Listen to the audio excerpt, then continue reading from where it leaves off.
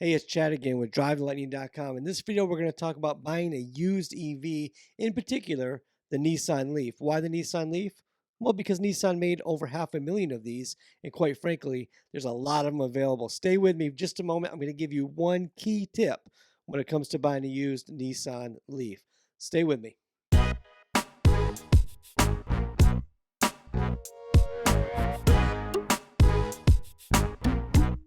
Okay, I'm back. Please, would you please take a minute and give me a thumbs up or a thumbs down? Hey, look, I understand. Not everything is great. Not everything's gold, right? Whichever one you prefer.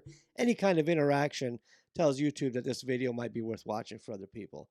Also, if you have a comment or a question, please drop those in the comments. Me and Sarah respond to every comment. If you've ever commented and we haven't responded back to you, it's an anomaly. You should comment again so we can make it right. Third, if you haven't yet, subscribe. If you don't want to subscribe, don't subscribe. We'd prefer it if you subscribe.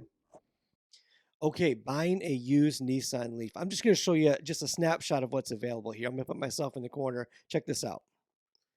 All right, so you can see here, this is Carvana, not a plug for Carvana. It doesn't matter to me where you buy your car from. I don't make any money either way. So I went to Carvana. I just searched the word Leaf. That's it. And you can see all the different years available, all the different mileages, all the different price range. So pretty good deals in here.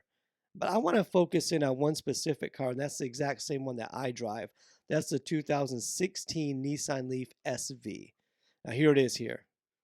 As you can see, stunningly gorgeous car. Ours is the blue one. This is the red one. Both absolutely gorgeous. But when we get into the interior, we're going to take a close look at the dashboard here. And this is key. Look over here at this, and you'll see that thin line there, that's the battery indicator, the battery health indicator. And if you count those bars, you'll see there's only 9 bars. There should be 12. And at only 30-some thousand miles, that means this battery has denigrated way too much. Or it just needs a software update. And this is key because this particular year, Nissan will replace the battery not just if it's defective, but also if it drops below 8 bars of health, and or to 8 bars of health rather, it does it within 100,000 miles or 8 years.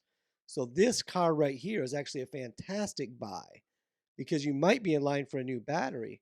And in many cases, Nissan's replacing them with bigger batteries than the original 30 kilowatt. So you're either going to end up with a great car or an even better car if they give you the 40 kilowatt battery. Now, our experience was different. We took ours in when it hit 8 bars because we were in this exact same boat with this exact same car. And the dealership called Nissan. Nissan said, well, that hasn't had a software update that it needs, which correctly tells you the battery health. So they did that, and boom, ours shot up to 11 bars of battery health, and it stayed there for a long time. And we're over a year and a half, almost 2 years into our Nissan Leaf, and it's a fantastic car. So one, I recommend buying it. Two, if it's a 2016, don't shy away just because the battery health indicator says it's lost some battery. Don't shy away. It could be the best purchase you ever make. All right, so that's one point. Should you buy a used Nissan Leaf? It's up to you, but I would. I have, and I adore it. And there's plenty of them out there, different price ranges, different years. Go for it. All right, Chad at DriveLightning.com. If you want to learn more about the dealership experience I had, like I mentioned, when our battery denigrated, or we thought it did, check out this video right here. All right, have a great day. Thank you.